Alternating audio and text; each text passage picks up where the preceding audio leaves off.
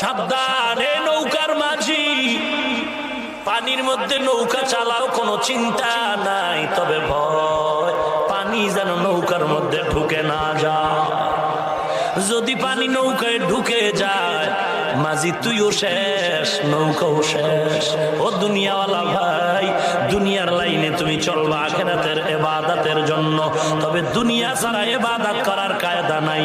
তবে খবরদার দুনিয়া যেন তোমারে গ্রাস করে না নেয়। এজন্যই বান্দা আল্লাহ ওয়ালার সোহবতের দরকার।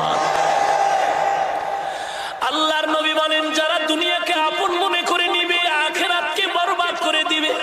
ক্বালান নবী সাল্লাল্লাহু আলাইহি ওয়া আলিহি ওয়া সাল্লাম, মান আহাব্বা দুনিয়াহু ওয়া যাররা বিআখিরাতিহি ওয়া মান আহাব্বা আখিরাতাহু ওয়া যাররা বিদুনিয়াহু ফাআসিরু মা ইয়াবকা আলা মা ইয়াফনা। দুনিয়া যারা আপন করে নিল আখিরাত বরবাদ করলো, যারা আখিরাত আপন করলো তারা দুনিয়া বরবাদ করলো। ফাআসিরু মা ইয়াবকা আলা মা ইয়াফনা। ক্ষণস্থায়ী দুনিয়ার মায়া ত্যাগ করে চিরস্থায়ী আখিরাতের মায়া অন্তরে ঢুকায় নাও।